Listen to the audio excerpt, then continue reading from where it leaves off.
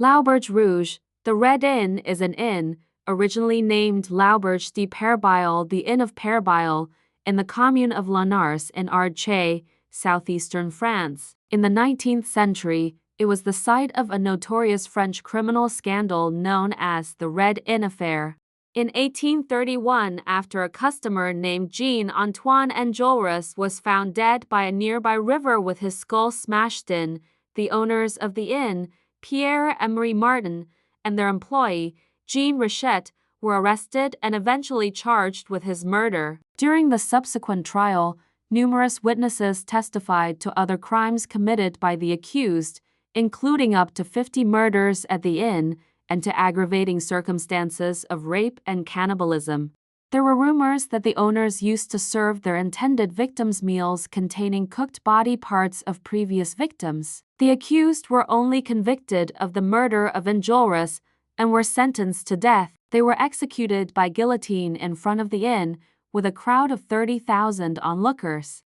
Subsequent scholars have raised doubts about the integrity of the trial. Today, the inn is a tourist attraction. For about 23 years, approximately 1805-1830, Pierre and Marie Martin and Ibracy kept the inn. Originally poor farmers, they were said to have accumulated a fortune of 30,000 gold francs, approximately 600,000 euros in today's currency, by the time of their death.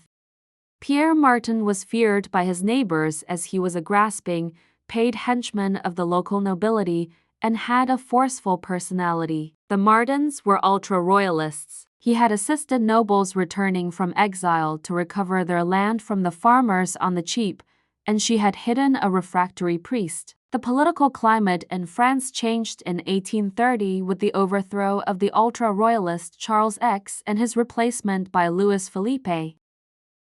The Martins were no longer useful supporters of the regime but rather of its opponents. The peasantry of the Ardches were accustomed to collecting wood in the royal forests, but this had been curbed to protect the interests of sawmills. Sawmills began to be set on fire at night by bands of men who knew the terrain and had no difficulty in putting the gendarmerie to flight. Worried by this, the prefect had ordered that the rule of law must be restored.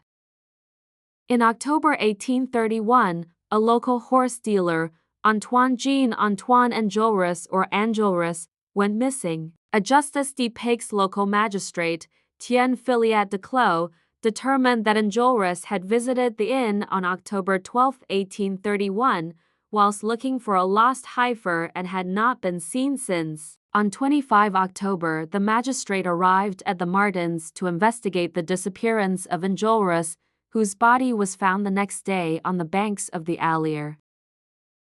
A few kilometers from the inn, his skull smashed and his knee crushed. Pierre Martin and his nephew Andrew Martin were arrested on November 1, 1831. The Martin servant, Jean Richet, nicknamed Fetiche, incorrectly described in Romantic literature as a South American mulatto, but actually a well-tanned native of the Ardches, was arrested the next day. Marie Martin was not arrested until later because the authorities did not believe at first that a woman could be a murderer.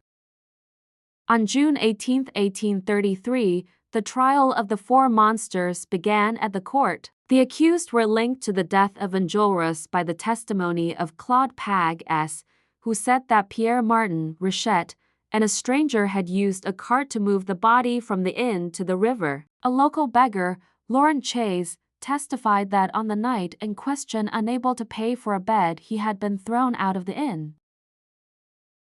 He had hidden in a shed only to find himself witnessing the murder of a solitary traveler, Enjolras. More than 100 other witnesses were called to testify, mainly indirect witnesses relaying rumors of the time. The Code Napoleon permitted hearsay evidence to a much greater extent than Anglo-Saxon common law, but even so, much of the evidence given was clearly inadmissible. Claims included: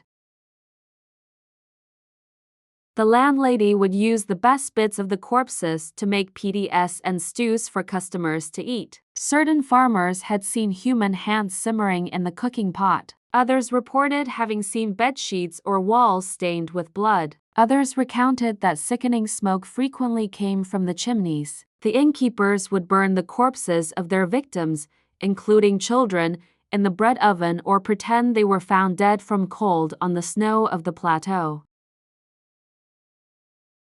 On June 29, 1833, after a hearing lasting 7 days, Ender Martin was acquitted. Pierre Martin, Marie Martin, and Rochette were found guilty of only one murder, that of Enjolras, and were sentenced to death. After the rejection of their appeal and of a plea for clemency to King Louis Philippe, they were returned to the scene of their crime in order to be guillotined in front of their inn by the executioner Pierre Roch and his nephew Nicolas. The execution took place on October 2, 1833, at noon as the bell of Lavalette rang the Angelus. When Rochette was about to be executed, he cried, "Curse masters, what have you not made me do?" The last words of the accused raised suspicion as to the true nature of the innkeepers. It was said that a crowd of approximately 30,000 attended the execution. The current building has been changed since 1831 and is now a tourist attraction in Ardèche, claiming the title of Authentique Auberge de Perbile. A terrace was built at the end of the farmhouse, which shelters a museum preserving the furniture of the time, though the decor has been subjected to some changes. To the east of the historic inn, a hotel, restaurant, and gas station have been added.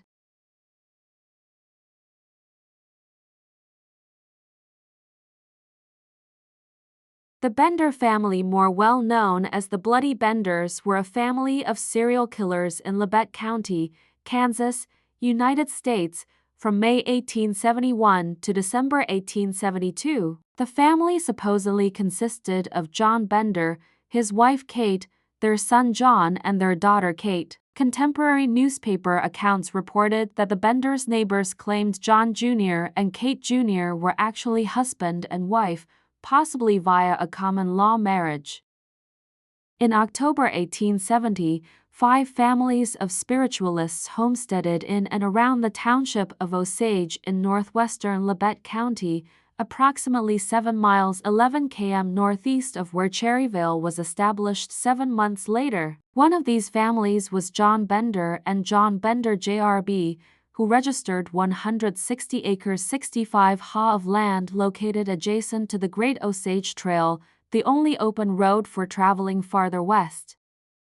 After a cabin, a barn with a corral, and a well were built, Elvira and Kate arrived in the fall of 1871. The Benders divided their cabin into 2 rooms with a canvas wagon cover. They used the smaller room at the rear for living quarters and the front room as a general store where they sold dry goods. The front section also contained the kitchen and dining table, where travelers could stop for a meal or spend the night.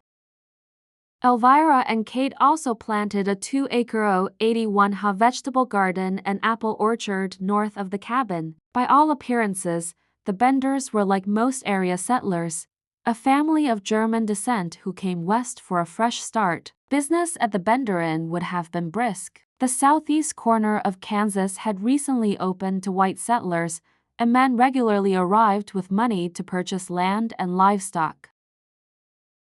This available cash made the area a dangerous place to travel. Settlers were easy prey for robbers, and it was not uncommon for people to go missing. No one took note of people looking for their family members. This changed when locals started disappearing. The first disappearance to receive notice was that of George Launcher and his daughter of Independence. After the death of his wife, Launcher was taking his daughter to Iowa to stay with family. They never made it, but their wagon was found near Fort Scott. There were no clues as to the Launchers' whereabouts. Soon after, another Independence resident vanished. William York was a well-known local doctor who had been visiting family in Fort Scott in early March 1873. He headed home on horseback but was never again seen alive. When he did not return, his wife contacted Alexander and Edward York, her husband's brothers. They traced him to the Bender Inn. The family reluctantly admitted that Dr. York had stopped there but soon went on his way. It was a dead end. The Benders were the last to see the doctor. The news of Dr. York's disappearance caused fear and worry among the residents of Cherryvale. While missing persons were not uncommon, an inordinate number had vanished near their town. Between 1871 and early 1873, at least 11 people had their last known whereabouts traced to the small community. After the disappearance of Dr. York, locals decided to search every farm in the area for evidence. In early May, a young man noticed that the Bender Inn appeared abandoned. With closer examination, he found dead and emaciated livestock in the barn, suggesting the owners had been gone for some time. All that remained of the Benders were 3 hammers, a knife, a German Bible, and a clock with a compartment containing jewelry. At first, the townspeople thought the Benders were the latest victims, but a search of their farm revealed something far more sinister. The Benders were serial killers. The trapdoor in the cabin led to a cellar whose floor was covered with dried pools of blood, the smell gagging the searchers. Depressions in the soil of the well-cultivated orchard contained the graves of the Benders' victims. Dr. York was the first uncovered. His brother Edward joined the search team and identified the body. The back of the skull was smashed and the throat sliced. Lochner and his daughter were found together in a grave. In total, the team found between 8 and 11 bodies, some of them unrecognizable. Though stories of strange experiences at the inn had circulated throughout the community since its establishment, few had given them credence. After the discovery, though, such tales seemed more plausible. Neighbors reported violent behavior, strange SANCs, and narrowly escaping with their lives. Those who escaped described being forced to sit at a table with their backs against a stained canvas curtain. Everyone assumed that Kate distracted the visitor while one of the men hit him on the back of the head with a hammer. The murderers then dropped the body through the trapdoor into the cellar and sliced the throat to ensure death. The Benders removed anything of value before burying the body in the orchard. The community formed 2 posses to hunt down the murderers. A ticket agent in Thayer, Kansas, reported selling tickets to 4 people matching their descriptions. From Thayer, the trail of the Benders disappeared. Kansas governor even issued a $2,000 reward for the family's apprehension, but to no avail. Though stories abound, to this day no one knows for certain what became of the bloody Benders. In 1890, Elvira Hill and her daughter Mrs. Sarah Davis, both of Michigan, were charged for being Ma and Kate Bender. They proved they were not and were released. The Benders killed at least 20 travelers before they were discovered. The family's fate remains unknown, with theories ranging from a lynching to an escape. Much folklore and legend surround the Benders, making it difficult to separate fact from fiction.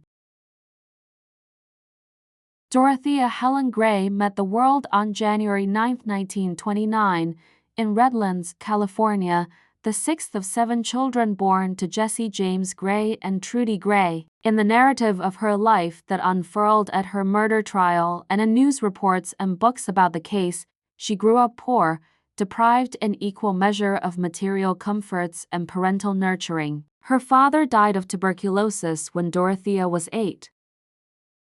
Her mother, an alcoholic who alternated between abusing and deserting her children, lost custody of them in 1938. She lost her life in a motorcycle wreck the same year, orphaning Dorothea before she turned 10. Through her early teen years, young Dorothea found herself handed off to a series of relatives and foster homes, bouncing between Napa and Los Angeles, court records reveal. At age 16, she drifted off on her own to Olympia, Wash.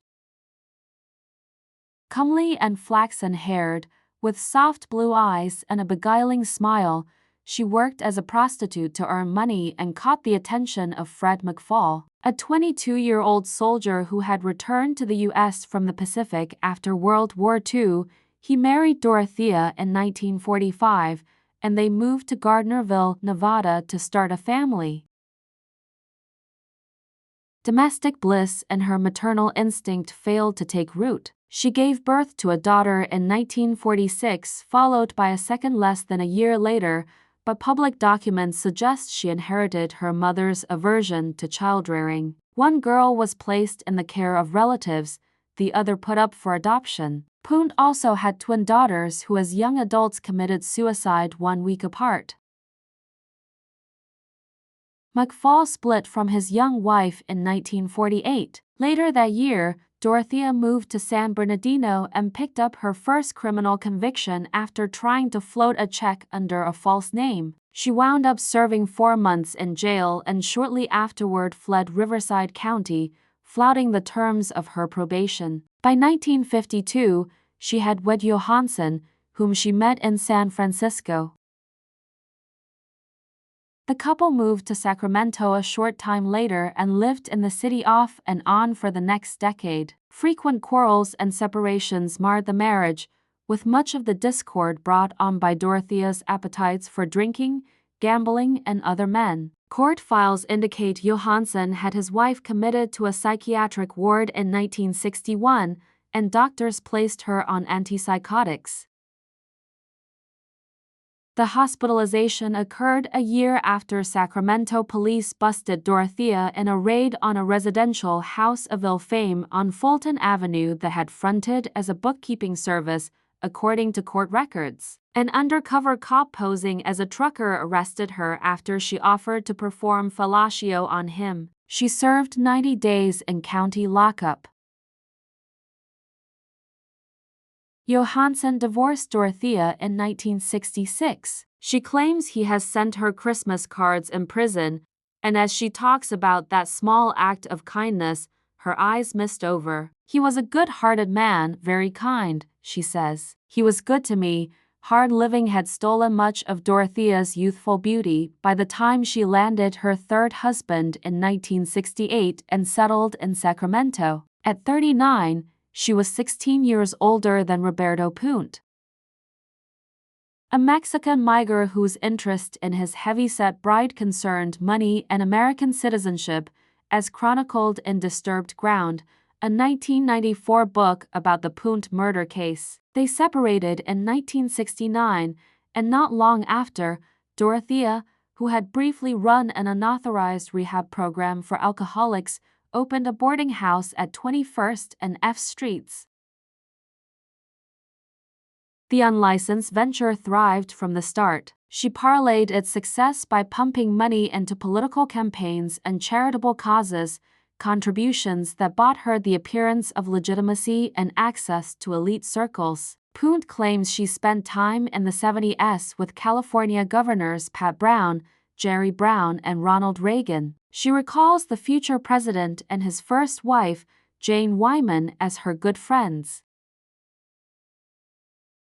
Thanks to her ties to Reagan, Puente met Vice President Spiro Agnew and U.S. Senator Alan Cranston, and in the mid-70s, she ate dinner with longtime Republican booster Clint Eastwood when he visited town. With a smile, I ask whether she and the actor shared a romantic attraction. She answers with a look of mild reproach that pulls taut her soft fist of a face. He was going with another movie star, she says. He's not a flirt.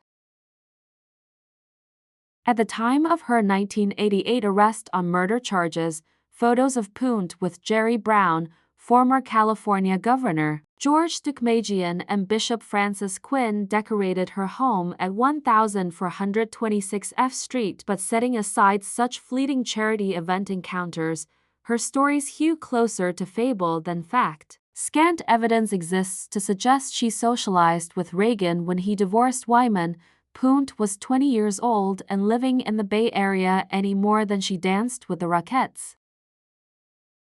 Her memories blend rote recitation of illusory events with blatant omission of her crimes. In the 70s, while running her first boarding house at 21st and F Streets, Puente cultivated a strong rapport with social workers. They prized her willingness to accept alcoholics, drug addicts, and other difficult clients into her home, a sprawling 3-story Victorian that could sleep more than 24 tenants. The business supplied her with steady revenue, steady and apparently inadequate.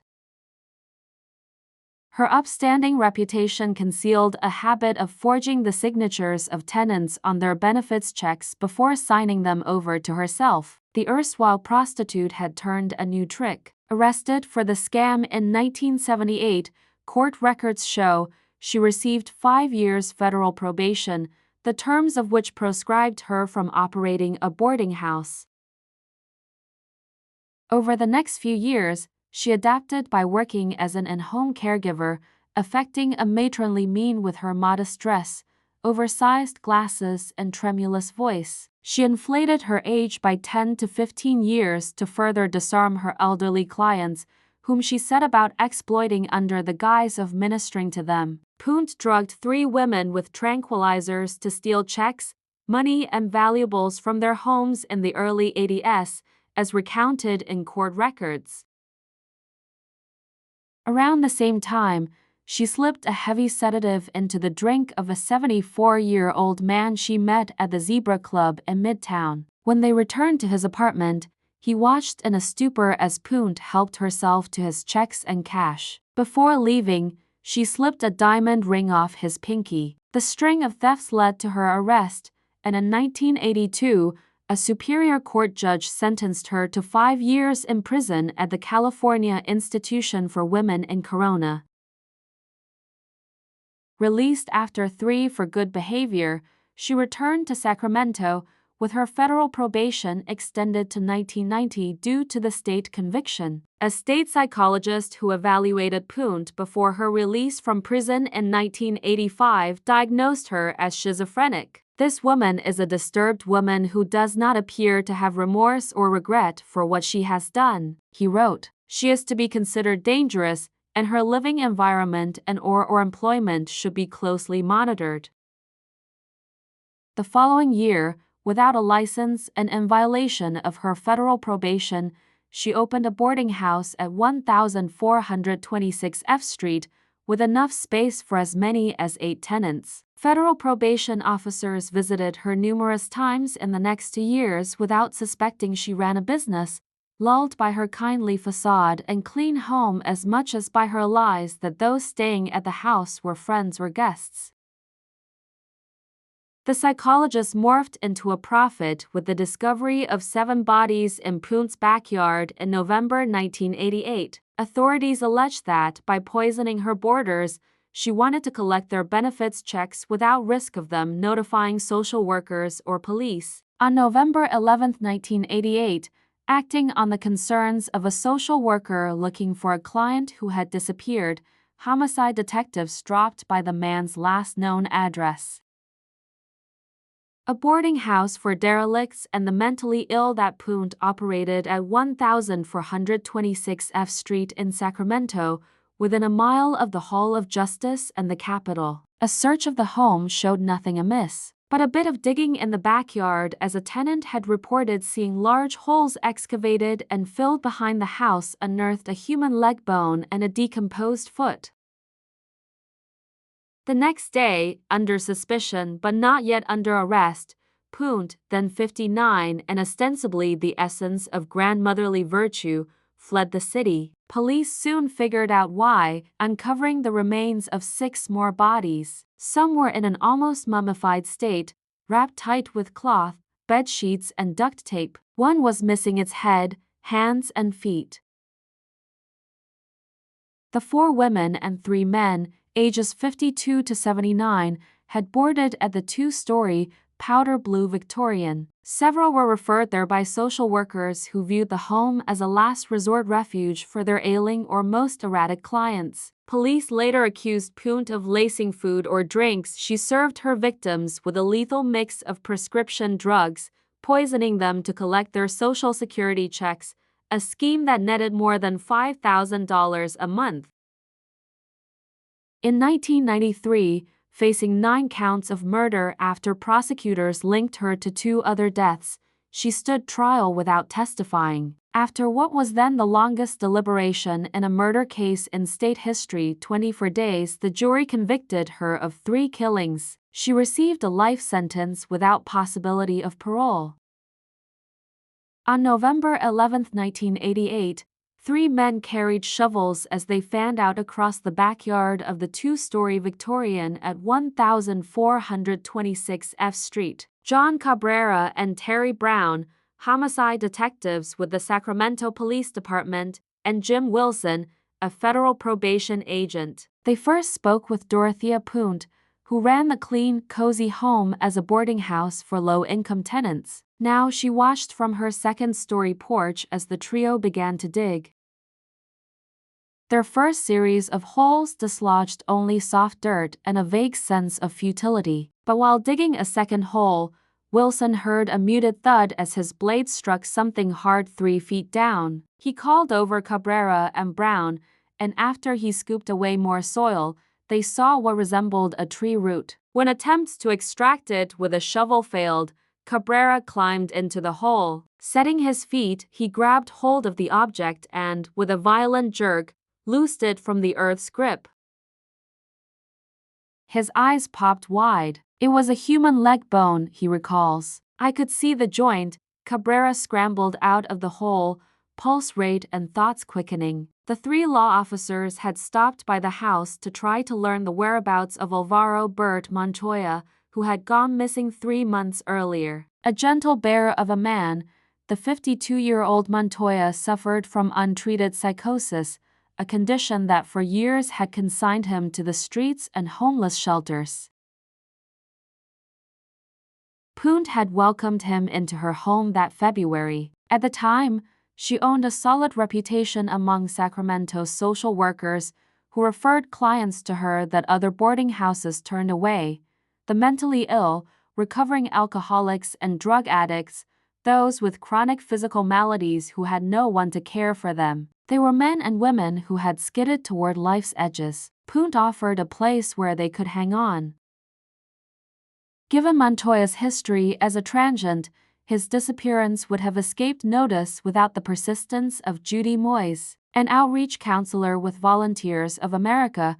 She had visited Puente before placing him in her care. In October 1988, discovering he no longer lived at the house, Moyes began to hound Puente about his departure, her evasive answers first claiming he had traveled to Mexico, then that he had returned and moved to Utah tripped Moyes' suspicion.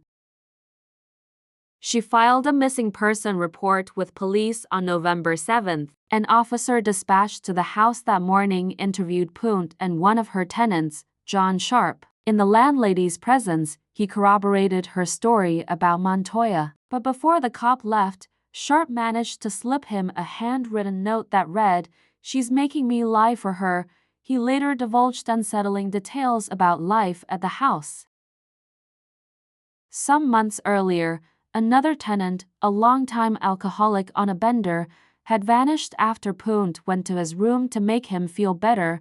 The acrid stench of rotting flesh soon spread through the home and beyond, an odor she blamed on sewer problems and that drew complaints from neighbors. Sharp also told police that Puente had hired prisoners on work furlough to dig and fill large holes in the backyard, and that some of the holes were covered with concrete. Dorothea Puente died in prison at Chowchilla on March 27, 2011, from natural causes. She was 82.